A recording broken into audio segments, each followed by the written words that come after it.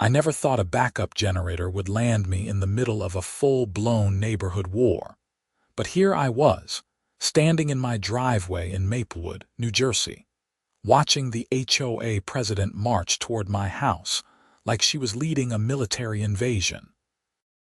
My name is Samuel Anderson, and I had moved into this quiet suburban community just 8 months ago. The house was perfect, a modest 3-bedroom colonial with a decent yard, and the neighborhood seemed friendly enough during my initial visits. What I didn't realize was that the Pinecrest Homeowners Association, led by a woman named Patricia Whitmore, ran this place like her personal fiefdom. Patricia was everything you'd expect from an HOA tyrant. Mid-50s, professionally highlighted blonde hair always styled in that speak-to-the-manager bob, designer athleisure, where that probably cost more than my monthly mortgage payment, and an expression that suggested she'd just bitten into a lemon every time she looked at anything that didn't meet her exacting standards. The generator situation started innocently enough. My elderly neighbor next door, Mrs. Dorothy Chen, was a sweet 78-year-old widow who had lived in her house for 30 years. She had serious health issues and kept a stockpile of medication in a specialized medical freezer that needed constant power. When I learned this during one of our fence line chats, and she mentioned her anxiety about potential power outages, I offered a simple solution. Mrs. Chen, I'm installing a backup generator next week, I told her one Saturday morning in late September. The electrician can run a line to your medical freezer if you want. That way, if the power goes out, your medications stay safe. Her eyes had welled up with tears of gratitude. Samuel, that would be such a blessing. Ever since that 3-day outage last winter, I've been so worried. Are you sure it wouldn't be too much trouble? No trouble at all. Consider it done. The installation happened the following Thursday. The generator was a Honda EU 7000 IS, one of the quieter models on the market, positioned on a concrete pad on the side of my property that I shared with Mrs. Chen. The electrician, a gruff but competent guy named Mike, ran the dedicated line to her house through underground conduit, completely invisible and up to code. He pulled all the necessary permits, and everything was inspected and approved by the township. What I didn't do, in my naivety, was submit a request to the HOA Architectural Review Committee before the installation. In my defense, the generator was on my property, below the fence line from street view, and met all municipal codes. I genuinely didn't think it would be an issue. This was my first experience with an HOA, and I had no idea how petty and controlling they could be. Patricia discovered the generator exactly 9 days after installation. I was in my garage working on an old motorcycle I was restoring when I heard the clicking of high heels on my driveway. I looked up to see her standing there, smartphone in hand, taking pictures of my generator like she was documenting a crime scene. "Excuse me, what are you doing?" I asked, setting down my wrench and walking toward her. She didn't even have the decency to look embarrassed about trespassing. "Samuel Anderson, I presume?" "I'm Patricia Whitmore, president of the Pinecrest HOA. I'm documenting this unauthorized structure on your property. It's a generator, a legal, permitted generator. Legal with the township, perhaps, but you failed to submit a request to the Architectural Review Committee. Section 7, Paragraph 12 of the HOA covenants clearly states that any external structures, mechanical equipment, or modifications to the property exterior require prior written approval." She rattled this off like she had the entire covenant memorized, which she probably did. I took a deep breath, trying to remain calm. "Patricia, it's a generator. It's quiet, it's barely visible from the street, and it's a safety device. My neighbor needs it for medical equipment. That's not my concern. The rules exist for everyone, Mr. Anderson. You'll need to submit a formal request to the committee, and until it's approved, that generator cannot be used. She emphasized the word cannot like she was a judge handing down a sentence. I'm not shutting off a generator that's powering medical equipment for an elderly woman. Her expression hardened. Then you'll be in violation of HOA regulations and fines will be assessed. $50 per day until compliance is achieved. You've got to be kidding me. I don't kid about community standards, Mr. Anderson. She turned on her heel and walked back down my driveway, still clutching her phone full of incriminating generator photos. I immediately went next door to tell Mrs. Chen what had happened. She was mortified. Samuel, I don't want you getting in trouble because of me. Maybe we should just disconnect it. Absolutely not, I said firmly. Let me handle Patricia. Your health is more important than HOA politics. Over the next 2 weeks, I submitted the formal request to the Architectural Review Committee, complete with specifications, noise measurements, photos showing the minimal visual impact, and documentation of Mrs. Chen's medical need. The committee, which consisted of Patricia and 2 of her cronies, denied it within 48 hours. Their reasoning was that generators were aesthetically incompatible with the community character and set a dangerous precedent for other homeowners. I appealed the decision. They denied the appeal. The fines started accumulating. $50 a day added up fast, and within a month I was looking at over $1,500 in penalties. I consulted with a lawyer who specialized in HOA disputes, a sharp woman named Grace Ortiz who had an office in nearby Montclair. They're on shaky legal ground, Grace told me during our consultation, especially given the medical necessity and the fact that you have all the proper municipal permits. But fighting an HOA is expensive and time-consuming. They're counting on you giving up. I'm not giving up, she smiled. Good. Let me draft a letter explaining the legal precedents regarding reasonable accommodations for medical equipment. Sometimes that's enough to make them back down. It wasn't enough. Patricia responded to Grace's letter with her own lawyer's letter, doubling down on the violation and threatening to place a lien on my property if the fines weren't paid. The situation escalated quickly. Other neighbors started taking sides. Some thought I was being unreasonable and disrupting the community. Others thought Patricia was being tyrannical and ridiculous. The neighborhood Facebook group became a battlefield of passive-aggressive posts and heated arguments. Through all of this, I kept the generator running.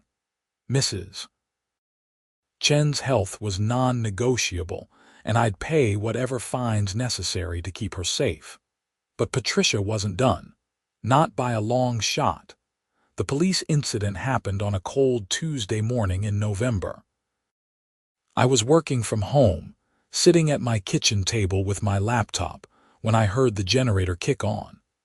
We'd had some brief power flickering due to wind, and the automatic transfer switch had activated the generator as designed. It was running smoothly, barely audible from inside my house, when I heard the sirens.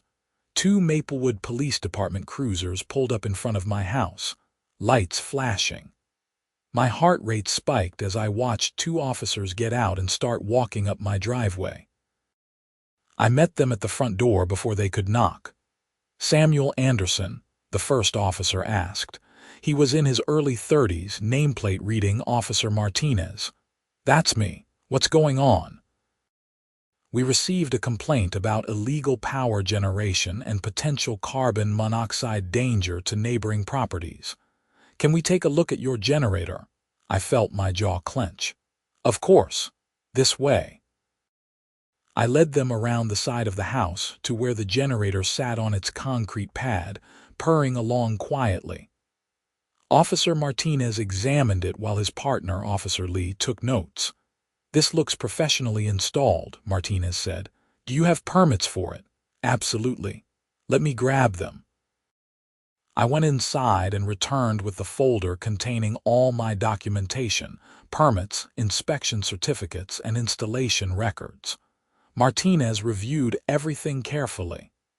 Everything appears to be in order here, he said. Who made the complaint? I'm guessing Patricia Whitmore from the HOA. We have an ongoing dispute about this generator. Officer Lee looked up from her notepad. The generator that's powering medical equipment for your neighbor. You know about that. Mrs. Chen called the station yesterday, worried that someone might try to force you to shut it down. She wanted to make sure we understood the situation. Lee's expression was sympathetic. She's a sweet lady. We've done wellness checks on her before. Martinez handed back my folder. Mr. Anderson, there's no violation here. Your generator is legal, properly installed, and operating safely. We'll note that in our report. What about the person who made the complaint? Does she face any consequences for wasting police time? Lee shook her head. Unless it becomes a pattern of harassment, probably not, but we will have a conversation with Miss Whitmore about proper use of emergency services. After the officers left, I was furious. Patricia had actually called the police, trying to use law enforcement to enforce her petty HOA rules. But what I didn't know yet, what nobody knew yet, was that Patricia had made a catastrophic miscalculation. It was Mrs. Chen who told me about 3 hours after the police visit. She came to my door looking distressed, wringing her hands. Samuel, something terrible has happened. What's wrong? Are you okay? I'm fine, but Patricia isn't. Do you know where she lives? Not exactly. Somewhere in the neighborhood, I assume. She lives right there. Mrs. Chen pointed to the house directly on the other side of her property. I'd never made the connection. Patricia Whitmore was Mrs. Chen's other next-door neighbor, meaning her house was about 40 feet from mine on the opposite side of Mrs. Chen's property. Okay, I said slowly. Why is that a problem? Because last month Patricia had an electrical issue, some kind of problem with her circuit breaker that kept tripping. It was affecting her refrigerator and freezer. She was complaining about it constantly, worried about her food spoiling. Mrs. Chen paused, looking uncomfortable. I felt sorry for her, so I told her she could run an extension cord from my outdoor outlet to her freezer, just temporarily until her electrical problem was fixed. I didn't think it would be for long. The pieces started clicking together in my mind. Mrs. Chen, is Patricia's freezer still plugged into your outdoor outlet? She nodded miserably. I saw her this morning, and she was asking when my power came back on. I told her it never went out because your generator kept everything running. That's when I realized that I've been powering her freezer with your generator for the past 3 weeks. I started laughing. I couldn't help it. The irony was too perfect. Patricia had called the police on my generator, the same generator that had been keeping her freezer running and her food from spoiling. Mrs. Chen looked relieved that I wasn't angry. Does Patricia know? I asked. I don't think so. She left before I could explain the whole situation. She seemed upset about something. Oh, this is going to be interesting. I didn't have to wait long. About an hour later, I heard shouting from Mrs. Chen's yard. I looked out my window to see Patricia standing on Mrs. Chen's back porch, gesturing wildly.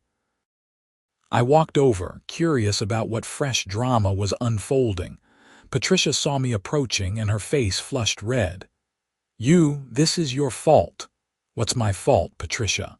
The power outage this morning.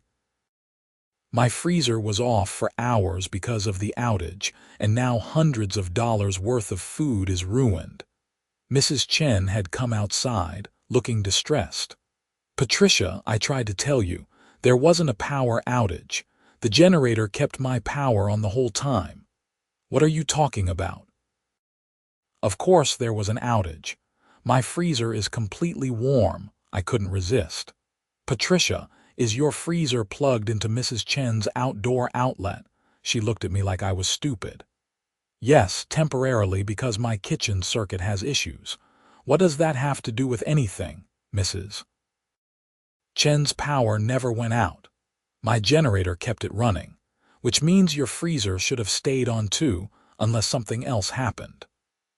I walked over to the outdoor outlet where a heavy-duty extension cord was indeed plugged in, running across the lawn to Patricia's property. I followed it with my eyes and then walked around to Patricia's side yard, where I could see her freezer through the garage window. The problem was immediately obvious. The extension cord had been unplugged from the freezer. Not accidentally, but deliberately, with the plug lying neatly on a shelf next to the freezer. "Patricia," I called out, "when did you unplug your freezer from the extension cord?" She came around the corner, Mrs. Chen following nervously. "I didn't unplug anything." "Well, someone did. Look." I pointed through the window at the disconnected cord. Patricia stared at it, her face going through a series of expressions: confusion, realization, and then horror. "Harold must have unplugged it. He's been complaining about the extension cord across the yard. He said it was a tripping hazard and an eyesore. I told him this morning to stop being ridiculous, that it was temporary." She pulled out her phone and dialed, her hands shaking slightly. "Harold, did you unplug the freezer from the extension cord? When? This morning? Why didn't you tell me?" I couldn't hear Harold's response, but Patricia's expression told me everything. She ended the call and stood there, the fight draining out of her. "He unplugged it right before he left for work at 6 this morning. He said he was tired of looking at the cord and assumed I'd finally gotten the electrician to fix our kitchen circuit." Her voice had lost all its usual sharp authority. "All my food is ruined because of a misunderstanding." Mrs. Chen, being the kind soul she was, immediately became sympathetic. "Oh, Patricia, I'm so sorry. Is there anything I can do?" But I wasn't feeling quite as generous. "So let me make sure I understand this correctly. You called the police on my generator this morning, trying to force me to shut it down.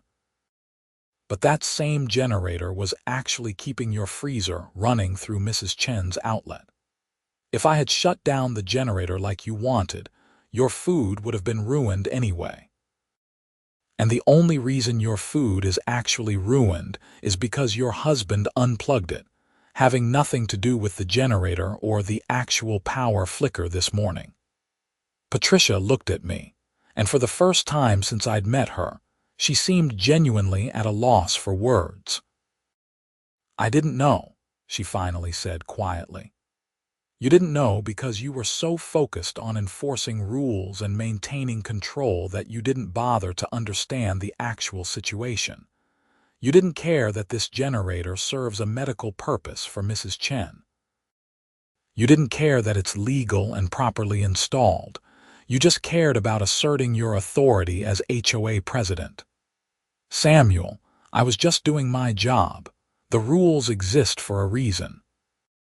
The rules exist to maintain property values and community standards, not to be used as weapons against your neighbors. You've cost me thousands of dollars in fines, threatened to put a lien on my property, and now you've tried to use the police to harass me. All over a generator that was literally helping you at the same time."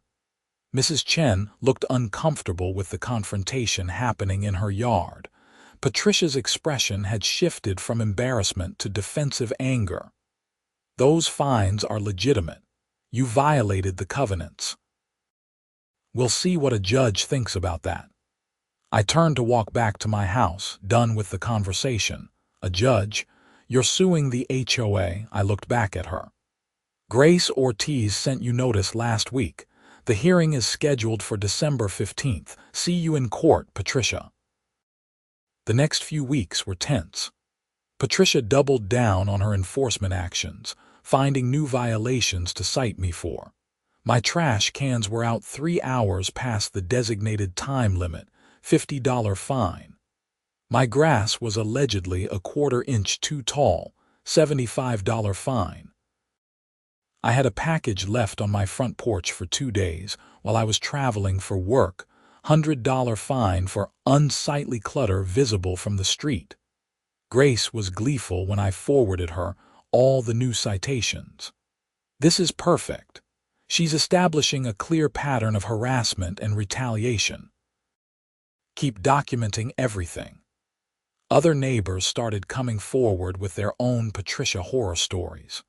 Jim Sullivan, 2 houses down, had been fined $500 for painting his shutters navy blue instead of the approved dark blue. The colors were nearly identical, but Patricia had stood in his driveway with paint swatches proving they didn't match exactly. The Ramirez family had been cited for having too many holiday decorations. Apparently, there was a maximum square footage of lawn that could be covered in seasonal displays.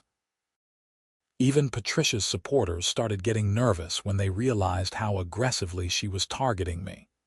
If she'd do this to me over a generator, what would stop her from targeting them next? The breaking point came on a Saturday afternoon in early December. I was outside raking leaves when a BMW pulled up in front of my house. A man in his 60s got out, looking around with an expression of distaste. He was wearing expensive casual clothes and had the bearing of someone used to getting his way. "Samuel Anderson," he called out.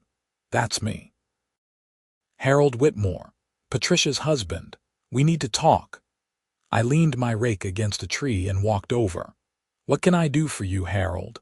You can drop this lawsuit and pay your fines like a responsible homeowner. My wife is beside herself with stress over this situation. It's affecting her health." "That's unfortunate, but I'm not backing down.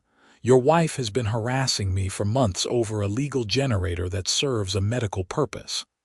The generator that's been running non-stop for weeks, costing you money and annoying the neighborhood. Just remove it and this all goes away." "It's not running non-stop. It only runs when the power goes out and it's not annoying anyone except your wife. Plus, it was keeping your freezer running before you unplugged it." Harold's face reddened. "That was a mistake. Patricia should never have borrowed power from Mrs. Chen. It was beneath us. Beneath you. Mrs. Chen was doing your wife a favor, and your wife thanked her by trying to shut down the very generator that made that favor possible. Look, Anderson, I'm trying to be reasonable here. I'm prepared to offer a compromise. We'll reduce your fines by half if you remove the generator and apologize to Patricia publicly at the next HOA meeting." I actually laughed at that. "You think I'm going to apologize to Patricia? For what exactly? Following the law, helping my elderly neighbor. Not bowing down to her arbitrary authority. For causing discord in this community. We had a peaceful neighborhood before you moved in with your biker trash motorcycle and your industrial equipment. Okay, we're done here. Get off my property, Harold. You'll regret this. Patricia has friends on the township council. We can make your life very difficult." "Is that a threat?" "Because I'm recording this conversation." I pulled out my phone, which had indeed been recording since Harold started talking. Grace had advised me to document all interactions with the Whitmores. Harold's expression shifted from arrogant to alarmed. "You're recording me without consent. New Jersey is a one-party consent state. I can record any conversation I'm part of. Now leave before I add harassment to the lawsuit." He left, tires squealing slightly as he drove away. I immediately sent the recording to Grace, who called me back within an hour. "Samuel, this is gold.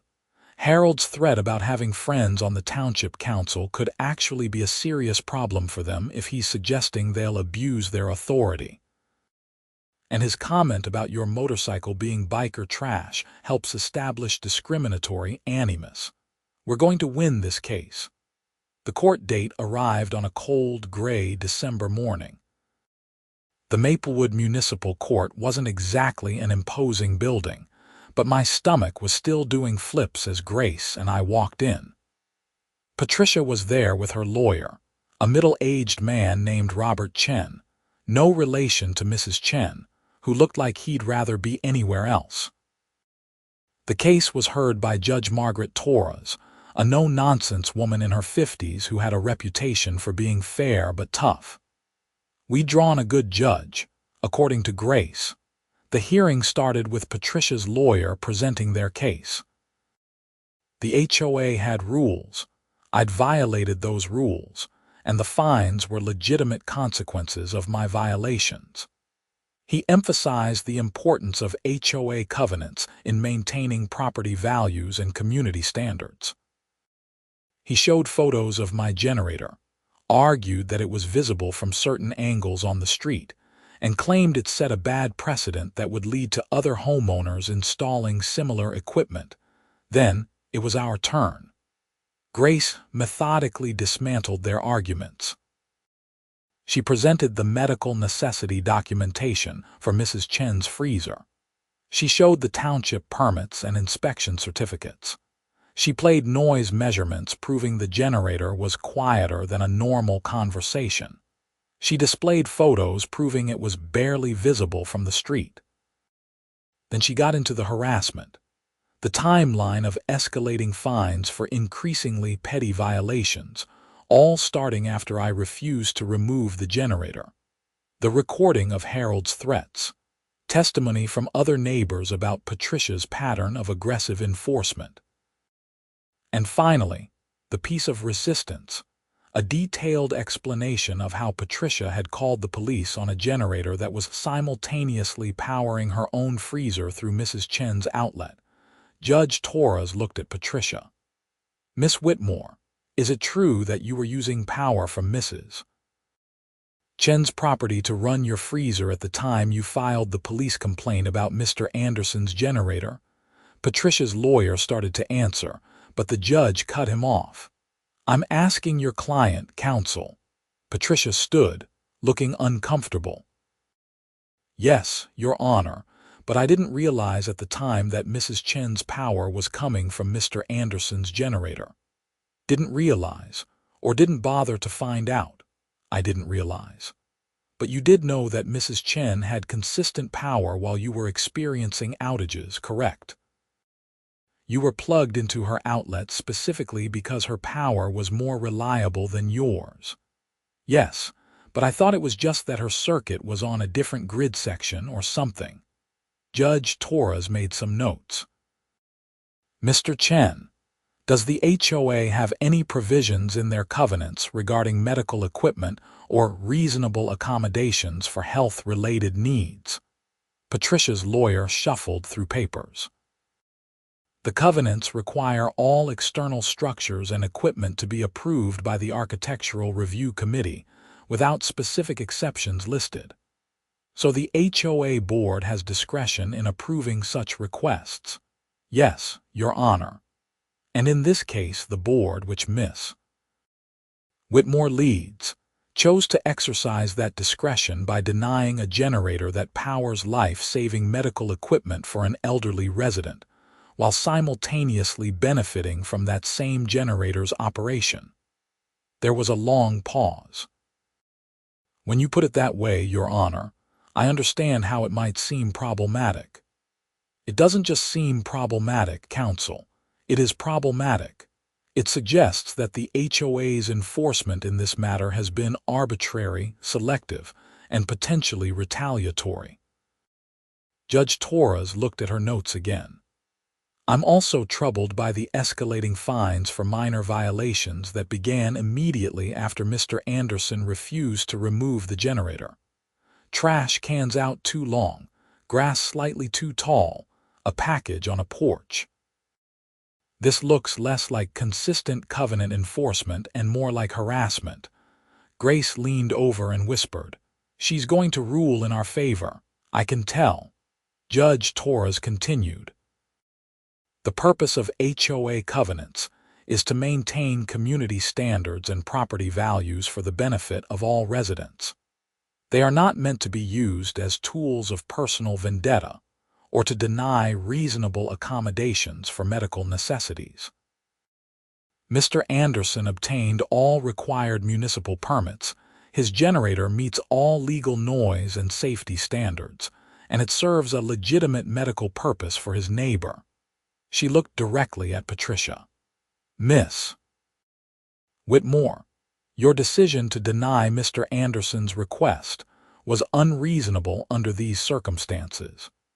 Your subsequent pattern of citations for minor violations demonstrates retaliation, and your decision to call the police about a legally installed generator that you were simultaneously benefiting from shows a troubling lack of judgment and basic awareness. Patricia's face had gone pale. Her lawyer put a hand on her arm, but she shook him off. Judge Torres delivered her ruling. I find in favor of the plaintiff, Samuel Anderson. All fines imposed by the Pinecrest Homeowners Association related to the generator and subsequent citations are hereby voided. Furthermore, the HOA is ordered to approve Mr. Anderson's generator installation within 10 days.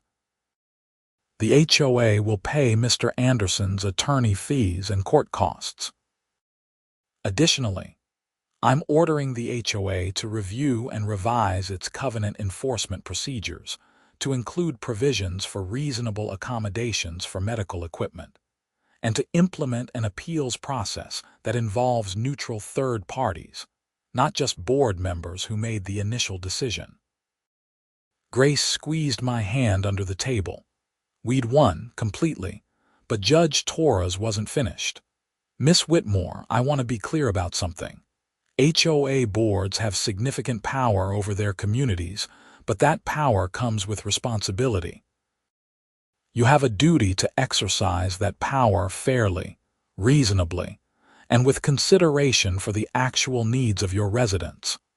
What you've done here suggests you're more interested in control than in serving your community. I strongly encourage you to reflect on whether you should continue in your role as HOA president. After the hearing, Grace and I stood outside the courthouse while she made notes on her tablet. That went even better than I expected. The attorney fees alone will probably be $10,000 or more. Add in your time, stress, and the reputational damage to Patricia, and I'd say you came out way ahead. I just wanted to keep the generator running for Mrs. Chen.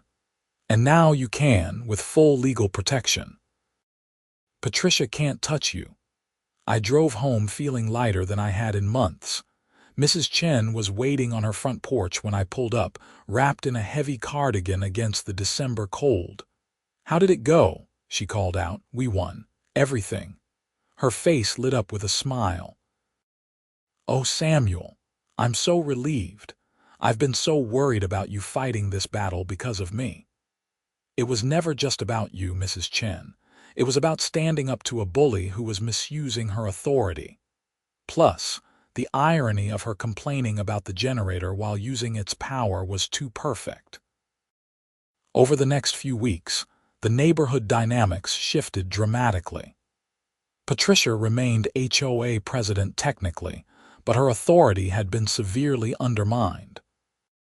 At the next HOA meeting, which I attended for the first time, several homeowners stood up and shared their own grievances about her enforcement style. Jim Sullivan talked about his shutter paint color fine. The Ramirez family detailed their holiday decoration citation.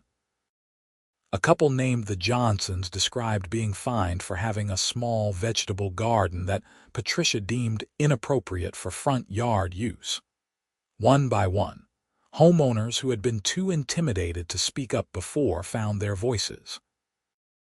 Patricia sat at the head table, her expression growing increasingly pinched as the complaints piled up. Harold wasn't there, notably. Rumor was that he'd told Patricia she was on her own with the HOA stuff. When it came time for motions, someone I didn't know, a younger guy named Marcus Phillips, stood up. I move that we hold a special election for HOA president within the next 60 days. The motion was seconded immediately. Patricia tried to argue against it, citing bylaws and procedures, but the vote was overwhelming. 23 in favor, 4 against. She was going to face an election whether she wanted to or not. After the meeting, several neighbors came up to thank me for fighting back. "You did what a lot of us wanted to do but were too scared," Marcus said. "Patricia's been running this HOA like her personal kingdom for 6 years. It's about time someone stood up to her."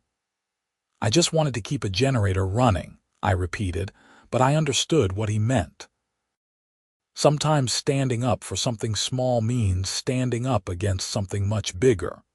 The special election was held in late January. Patricia ran for re-election, but her campaign was half-hearted at best. Marcus Phillips ran against her on a platform of reasonable enforcement, transparent decision-making, and actually serving the community instead of ruling it. He won by a landslide, 38 votes to Patricia's 7. At the February HOA meeting, now led by Marcus as the new president, one of the first orders of business was approving revised covenant enforcement procedures, as ordered by Judge Torres. The new procedures included provisions for medical equipment, a formal appeals process involving neutral arbitrators, and limits on the types and amounts of fines that could be imposed for minor violations. "We also need to address the existing violations and fines that have been imposed over the past few years," Marcus said. "I've reviewed the records, and I'm concerned that many of them were excessive or improperly applied. I'm proposing a general amnesty for any fine under $300 that's more than 6 months old, and a review process for larger fines." The motion passed easily. Dozens of homeowners had their slates wiped clean. The atmosphere in the room was noticeably different from the previous meeting, less tense, more collaborative. People actually seemed to like being there. Patricia attended the meeting but sat in the back, silent and diminished. I almost felt sorry for her. Almost. But then I remembered the stress she'd caused me, the thousands of dollars in bogus fines, the police she'd called to harass me, and my sympathy evaporated pretty quickly.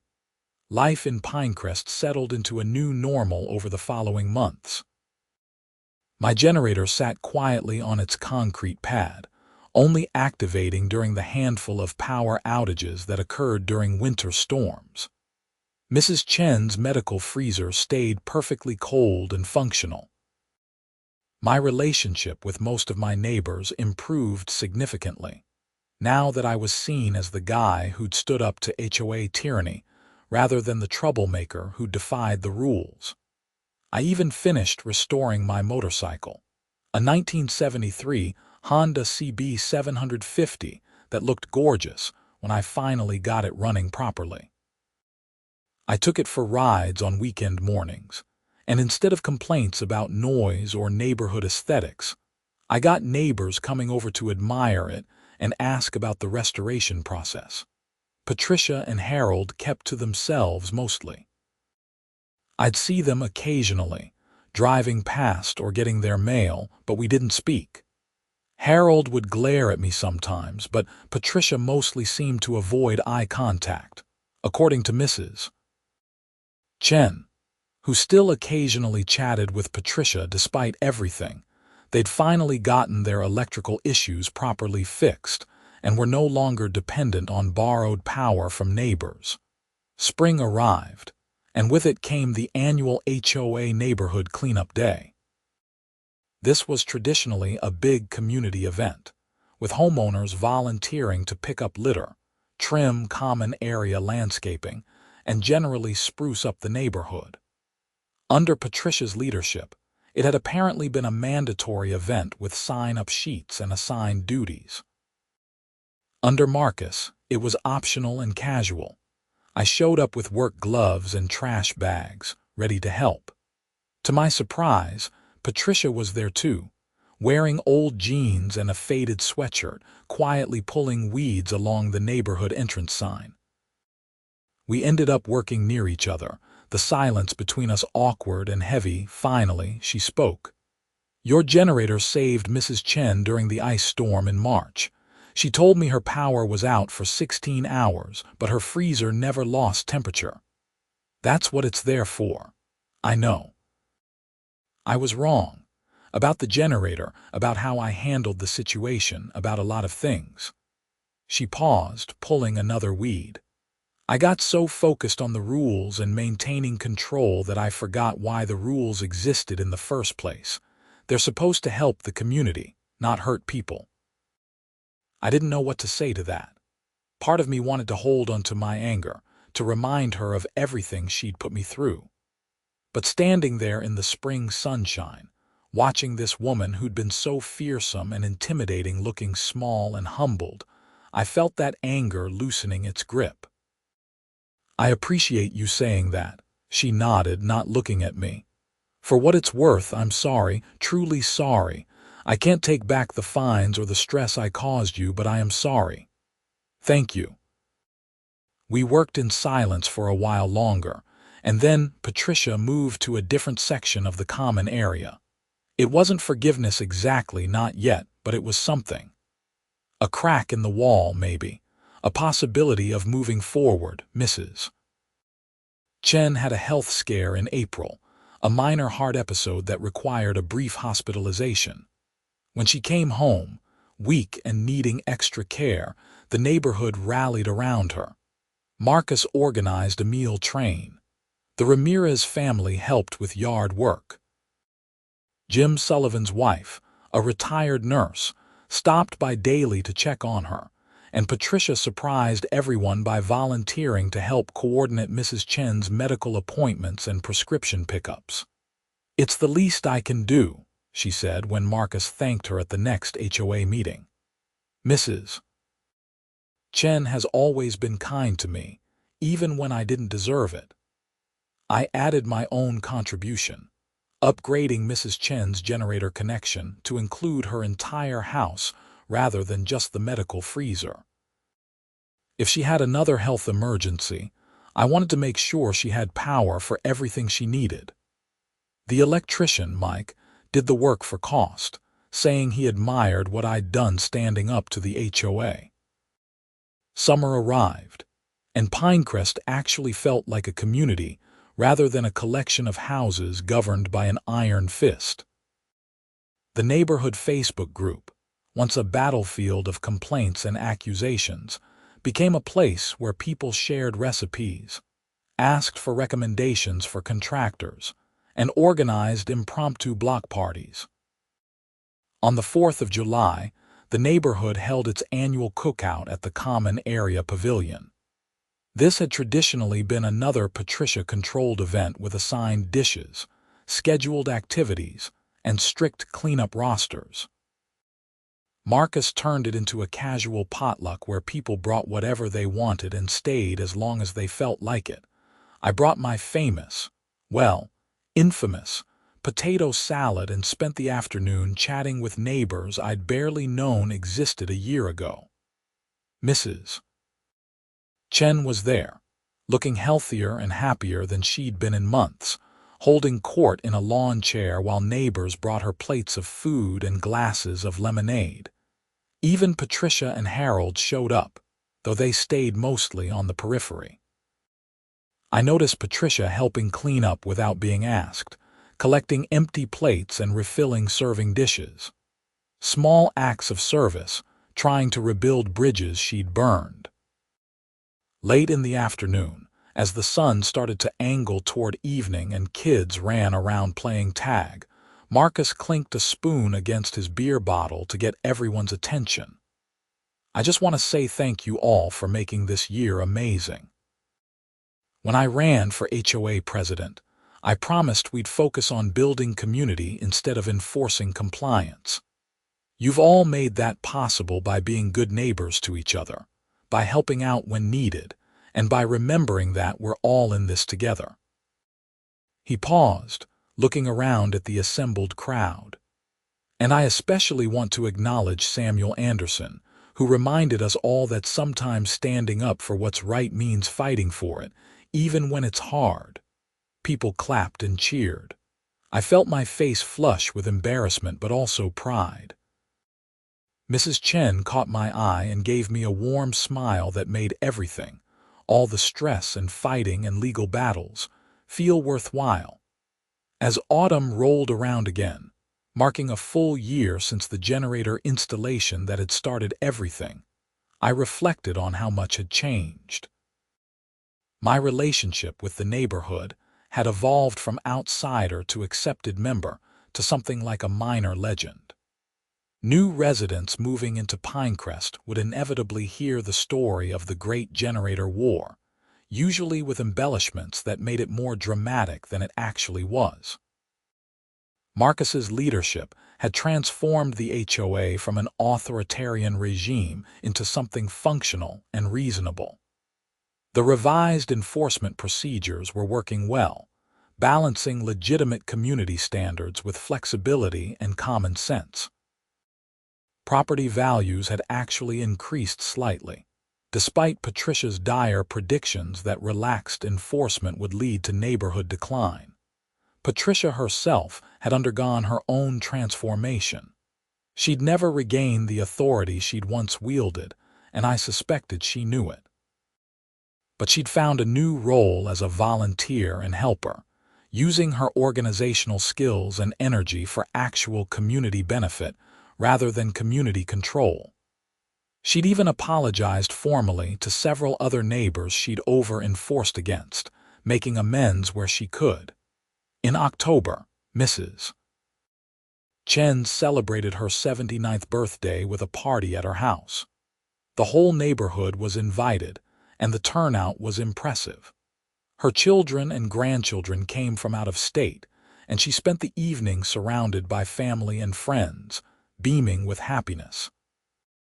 Late in the party, after the cake had been served and people were standing around chatting, Mrs. Chen pulled me aside into her kitchen. "Samuel, I wanted to thank you properly, not just for the generator, although that's been a literal lifesaver, but for everything you did, fighting the HOA, standing up to Patricia, changing this neighborhood for the better. You didn't have to do any of that. Mrs. Chen, you don't need to thank me. But I do. Before you moved in next door, I was just existing here. Keeping to myself, trying not to be a burden, worrying about my health. You reminded me that neighbors are supposed to look out for each other. That communities work best when people care about each other, not just follow rules." Her eyes were shining with tears, and I felt my own throat tighten with emotion. "You're one of the best neighbors I've ever had," I said honestly. "I'm lucky you tolerate my motorcycle noise and my questionable yard work skills." She laughed and hugged me. Through the kitchen window, I could see Patricia helping clean up on the back deck, carrying plates inside. Our eyes met briefly, and she gave me a small nod of acknowledgement. Not quite friendship, but no longer enemies. Progress. Winter came again, and with it more power outages. My generator earned its keep during a particularly nasty ice storm in December that knocked out power to half the township for almost 2 days. Mrs. Chen stayed warm and safe, her medical equipment running flawlessly. But I also ran extension cords to the Sullivans' house to keep their sump pump running and prevent basement flooding, and to the Ramirez family so they could power a space heater in their kids' bedroom. Nobody called the HOA to complain. Nobody filed a violation report. Marcus actually sent me a thank you note, handwritten, expressing appreciation for my help during the emergency.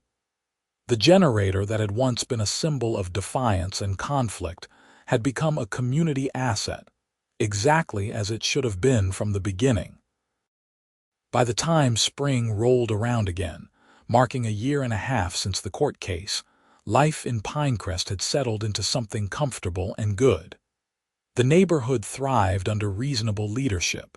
People looked out for each other. The sense of fear and resentment that had permeated the community under Patricia's rule had dissipated, replaced by genuine neighborliness. I continued my quiet life, working from home, maintaining my house, riding my motorcycle on weekend mornings, and checking in regularly on Mrs. Chen. The generator sat on its concrete pad, a silent guardian against power outages, and a reminder that sometimes the right thing to do is worth fighting for. On a warm afternoon in May, I was in my driveway washing my motorcycle when Patricia walked over. This was unusual enough that I stopped what I was doing and waited to see what she wanted. "Samuel, I wanted to let you know that Harold and I are moving. We found a house in Madison, closer to our daughter and grandkids." "Oh, congratulations. That'll be nice for you." "Yes, we're looking forward to it." She paused, seeming to struggle with what to say next. "I also wanted to thank you." "Thank me?" "For humiliating me, actually. I needed it. I'd become so focused on control and authority that I'd turned into someone I didn't recognize. Losing the court case, losing the HOA presidency, being forced to confront what I'd become, it was awful at the time, but it was necessary. She looked directly at me, her expression open and honest in a way I'd never seen before. "You did me a favor, even though that wasn't your intention. You showed me that there's more to life and community than rules and enforcement. I'm a better person now because of it." I didn't know what to say. This level of self-awareness and honesty from Patricia was startling. "I hope Madison is good to you and Harold," I finally said. "I think it will be. We're going to enjoy being grandparents and stop trying to control everything around us." She smiled, a genuine smile without any edge of superiority or judgment. "Take care of Mrs. Chen for me, will you? She's a special person." "I will." Patricia walked back to her house, and I returned to washing my motorcycle, thinking about how strange life could be. The woman who'd been my nemesis, who'd caused me so much stress and frustration, had just thanked me for defeating her. People were complicated. The Whitmore's house sold quickly to a young family with 2 kids who were excited to be moving to such a friendly neighborhood. At the welcome party Marcus organized for them, the new neighbors, Tom and Jennifer Garcia, seemed genuinely pleased by the warm reception. "We were worried about the HOA," Jennifer admitted to me. "We've heard so many horror stories about neighborhood associations being nightmares to deal with. It's under new management now," I told her. "Much better than it used to be. We heard there was some drama last year." "Something about a generator," I laughed. "Yeah, you could say that, but it all worked out in the end." Life continued its steady rhythm through the summer and into another fall. Mrs. Chen's health remained stable. My generator continued its quiet vigil. The neighborhood thrived. Marcus ran for re-election as HOA president unopposed, and won easily. The Pinecrest Homeowners Association had become what it was always supposed to be, a community organization that served its residents rather than ruling them. On a cool evening in October, almost exactly 2 years after the generator installation that had started everything, I sat on my back deck with a beer, watching the sun set behind the trees. Mrs. Chen was in her yard, tending to some late-season flowers. The Garcia kids were riding bikes in their driveway. Somewhere in the distance, I could hear the Sullivans' dog barking playfully. My phone buzzed with a text from Grace Ortiz, my lawyer. "Saw you made the legal news blog. Your case is being cited in an HOA dispute in Pennsylvania as precedent for reasonable accommodations. You're famous." I smiled and texted back a thanks. It was nice to know that my stubborn refusal to back down had helped someone else stand up to HOA overreach. The generator hummed softly behind me, not running at the moment but ready if needed. A simple machine that had become the catalyst for changing an entire neighborhood's dynamic. Sometimes the smallest stands for principle can have the biggest impacts. Mrs. Chen waved at me from her garden, and I waved back. The Garcia kids called out greetings as they pedaled past. A normal evening in a normal neighborhood, which felt like a minor miracle considering how contentious and divided things had been just 2 years ago. I thought about Patricia sometimes, wondering if she was happy in Madison, if she'd truly changed, or just learned to hide her controlling tendencies better. I hoped it was the former. People deserved second chances and opportunities for growth. The sun dropped below the horizon, painting the sky in shades of orange and purple. Lights came on in houses up and down the street. Another day in Pinecrest ending peacefully, without drama or conflict or HOA violations. My generator sat silent on its pad, exactly where it belonged, powering medical equipment when needed and serving as a reminder that sometimes the right thing to do is simply to be a good neighbor, even when, especially when, someone tries to stop you. The whole experience had taught me valuable lessons about community, standing up for principles, and the importance of reasonable leadership in positions of authority. It had taught the neighborhood about speaking up against injustice and supporting each other. And hopefully, it had taught Patricia something about the difference between authority and tyranny, between leadership and control. As darkness fell completely and stars began appearing overhead, I finished my beer and headed inside. Tomorrow would bring whatever it would bring. More work, more yard maintenance, maybe another chat over the fence with Mrs. Chen, definitely some time in the garage with my motorcycle. Normal life in a neighborhood that had learned to be a community. The generator story had become part of Pinecrest lore, the tale told to new residents about how the neighborhood had transformed. Over time, it would probably be embellished further, turned into legend. But the core truth would remain that one homeowner had refused to back down when faced with unjust enforcement, had fought through the legal system for what was right, and had accidentally exposed the hypocrisy of the person trying to punish him. And in the end, everyone had won except the tyranny itself. The neighborhood was better, the residents were happier, and even Patricia had found a kind of redemption through defeat. As outcomes went, it was pretty much perfect. I fell asleep that night with the window open, listening to the normal sounds of a peaceful suburban neighborhood. No humming generator needed at the moment, just the gentle sounds of a community at rest. Life was good in Pinecrest, and my quietly waiting generator had played its small part in making it that way.